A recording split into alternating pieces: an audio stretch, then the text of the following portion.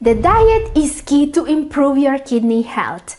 Many people have, however, developed 7 common bad habits that are way more dangerous than they seem. They can turn your kidney-friendly diet into a nightmare. And I want to start this list with a quiz for you guys. Which one of these fruits is most likely to damage the kidneys? Avocado, apple, watermelon, or grapefruit? Answer down in comment section if you know which one is it. Now guys, this is a trick question, alright? It's a trick question because it's going to help us unveil the first bad habit of today's video. So, among these 4 fruits, there is only one that can actually be dangerous for your kidneys. Which one is it? Some of you will maybe say avocado because it's a source of potassium, but that's not the most dangerous fruit of these 4. You see, the notion of being able to control potassium levels with the diet was debunked years ago. Today, high potassium fruits and veggies can and should be part of the diet of the vast majority of CKD patients. What about apples then? Okay, no one thinks apples are dangerous. And guys, if you think you know the answer, write it down in comment section. Up next, watermelon. This is another fruit some people will tell you is dangerous for the kidneys. The reason? Well, watermelon is the fruit with the highest glycemic index there is. This is why some experts will tell diabetes patients to avoid it. But will watermelon actually spike your blood sugar? Well, no, it won't. It may actually help. The reason? The glycemic index of a food is not the complete picture. Watermelons actually have a pretty low glycemic load, meaning that they don't contain a lot of carbs in them. So as long as you eat a small portion of watermelon as a part of a normal meal that contains some fat and fiber in it, you are going to be perfectly fine. This leaves us with the correct answer: grapefruit! So congratulations if you have guessed it correctly, and I will show you exactly why the grapefruit is the only potentially dangerous fruit in this list in a moment. Because this question brings us to the number 7, the first bad habit of today's video. Number 7 is falling for misinformation. Okay guys, if you have kidney disease and you are getting informed about the diet and possible treatments, it's vital that you double check the info you get from YouTube and social media in general. The reason why I believe a lot of people are going to say that watermelon or avocado are dangerous is because we live in the age of misinformation. And YouTube is full of misinformation. There are people out there pumping out hundreds and hundreds of computer-generated videos each day telling you that this or that fruit is bad for you. Or maybe they will tell you that you have to stop eating veggies if you have kidney disease. They don't know what they are talking about, and they don't care. They only care about their wallet. You can easily recognize these videos because they are almost always animated and with a computer-generated voice. Stay away from these 10 foods if you want to keep your kidney healthy. Don't trust them. Don't follow their advice. Number 3, apricots. Apricots present a challenge: potassium levels. Yeah, they are really telling people that apricots are secretly destroying their kidneys because of the potassium, they say. However, apricots are not even high in potassium. A single apricot contains just 90 milligrams of potassium, half what you will get from an apple. And this is only an example of this very dangerous misinformation. Now, talking about misinformation, there is a danger even worse than these computer-generated videos. Carnivore influencers. The carnivore diet is trending right now, and these influencers are now trying to sell their carnivore supplements to CKD patients. Very dangerous. And I've actually uncovered and busted one of them. They were actually trying to convince kidney patients to eat more steak. Can you believe it? But I've busted them. Subscribe to my channel if you want to know more about this, because I will tell you all about how these crazy influencers are trying to scam you this Sunday. So stay tuned.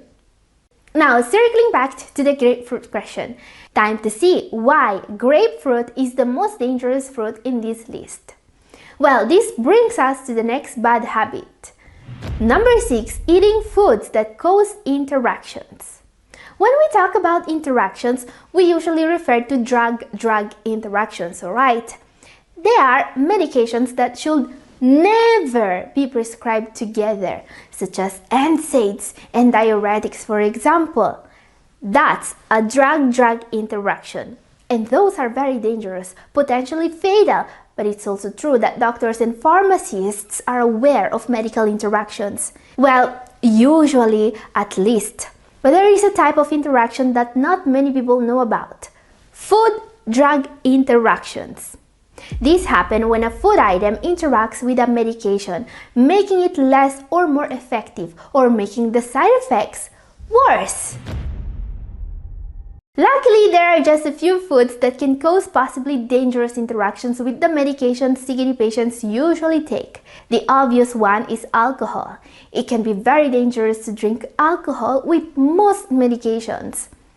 Now, what not many people know is that also grapefruit and grapefruit juice can have interactions with almost all medications. And that's why I consider this fruit way more dangerous than avocado, watermelon, and basically any other fruit. Grapefruit interacts, for example, with statins such as Lipitor, Zocor, and more. It can make their side effects more noticeable, and it can also interact with calcium channel blockers such as Norvasc. If you take them and you eat grapefruit, your blood pressure may become too low. There are also other medications that can become dangerous when taken with grapefruit, such as those containing estrogen, but also those taken by transplant receivers, prostate medications, opioids, and more. So grapefruit is not bad per se, and the interactions are luckily not nearly as bad as some drug-drug interactions. But if you take any of the medications mentioned, it may still be safer to avoid this fruit. Now guys, there are still 5 bad habits you need to know about. Don't miss our number 1 in particular, because people that don't know about that bad habit are those that risk ending up in dialysis the most. Before that, what bad habit can be even worse than eating a food that can cause food interactions? Number 5, not having enough calcium in your diet. Calcium is a key mineral for the body and a very common dietary deficiency for people with kidney disease. Your body needs calcium for muscles to move and for nerves to carry messages between your brain and every part of your body. And your kidneys need it to survive. A low level of this mineral is correlated to faster decline of kidney function, which is very bad, but not having enough calcium can cause a way more immediate and painful danger: calcium oxalate stones. Wait. What? Yeah, I know it's counterintuitive. I mean, you eat less calcium and you get calcium stones? How is it even possible? Well, the reason is the fact that your bones are actually made out of calcium. And dietary oxalate actually needs to bind to calcium for the body to be able to excrete it. If there is not enough calcium in your diet, your body will be forced to use calcium from your bones, and that's bad. Also because now your body will mix oxalates from your diet with calcium from your bones in your urinary tract, and that's what actually causes kidney stones. What to do then? Well, first of all, make sure you are eating calcium-rich foods. Some calcium-rich foods include spinach, bok choy, as well as turnip, mustard, and collard greens. These are all great, and while they have some oxalate in them, they can still be part of most renal diets. Bok choy in particular is the less rich in oxalate of the bunch, followed by turnip, mustard, and collard greens. Now, another less known calcium source is tahini. Tahini is a tasty spread made from toasted ground sesame seeds. Tahini is a good source of calcium. To get the 6% of your RDI of calcium, you will only need to add 1 tablespoon of tahini to your diet. And while these foods are very healthy, most CKD patients are also recommended to supplement calcium carbonate during the main meals. This mineral also binds to phosphorus, making it crucial for good kidney health. Okay, let's take a look now at another counterintuitive bad habit that's often caused by internet misinformation. Number 4 is not eating enough carbs with diabetes. Yeah, I know that most people think they should avoid carbs with diabetes, but that's a misconception. Because you see, when it comes to controlling type 2 diabetes, avoiding blood sugar spikes is important, alright? But what's even more important is controlling your fasting sugar level and your HbA1c level. And I bet everyone will agree with me on this point because we know today that these levels can improve. And when you start to improve your fasting sugar level and your HbA1c level, you know that you can get type 2 diabetes in remission. So how can you send diabetes in remission, you may ask? Well, there is only one way actually: weight loss. So when it comes to type 2 diabetes, weight loss is the only way to improve. And that can only be obtained one way: not by decreasing carb intake, but by decreasing caloric intake and with some exercise as well. So if you need to lose weight, you must focus on those foods that are nutrient dense while being low on calories. This is how people can lose weight safely and effectively on the long term. And what are the foods that are nutrient dense while being low on calories, you may ask? Well, fruit and veggies. There is nothing on the menu that's as low in calories and rich in nutrients as fruit and veggies. This is why if your goal is to beat diabetes and kidney disease, you must eat more of these carb sources. Avoiding fruit and veggies is a very bad habit. Up next, number 3, a bad habit that may damage your kidneys in a very sneaky way. Not knowing about this very underrated correlation may be very dangerous. Let's take a look. Number 3, not supplementing folic acid if you are taking an ACE inhibitor. ACE inhibitors are very commonly recommended by nephrologists to help hypertension in people with reduced GFR.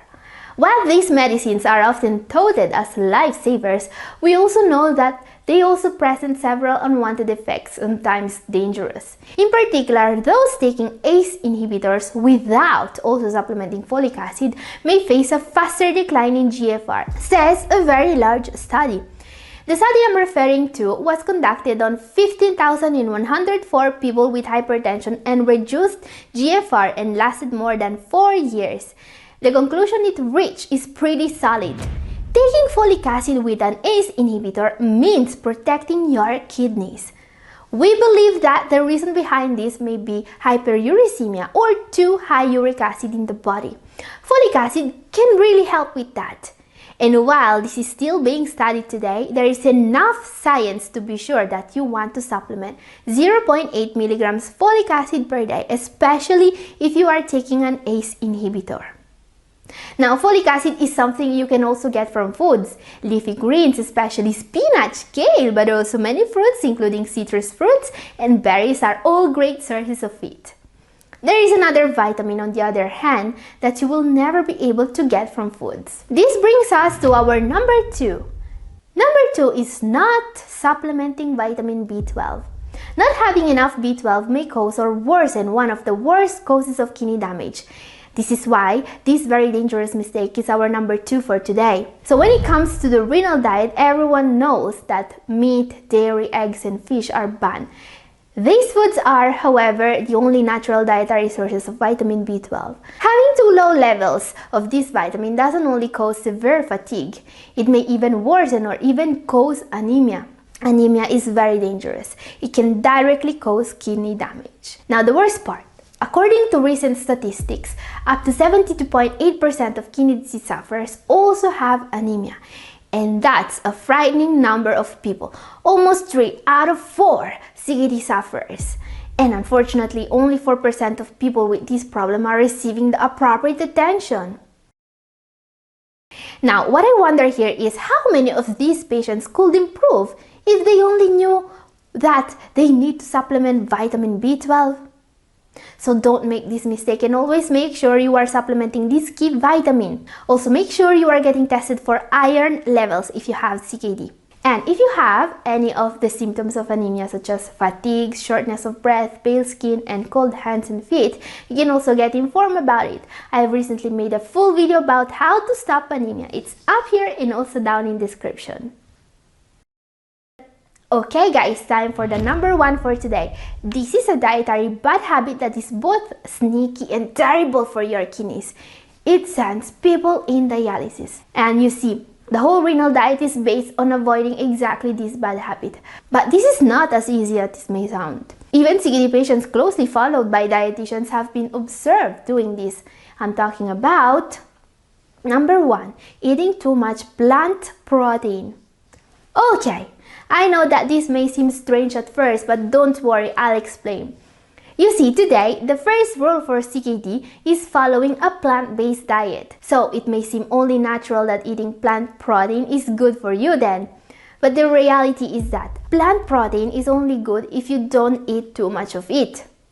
You see, what recent research found out is that even CKD patients following a strict plant-based diet often end up eating way more protein than they need. In fact, even when you eat foods such as rice, pasta, bread, legumes, veggies, and so on, you are still getting some protein, maybe too much protein, and this will be a serious mistake. You see, researchers believe that this may also be part of the reason why today the number of CKD patients ending up in dialysis is rapidly growing.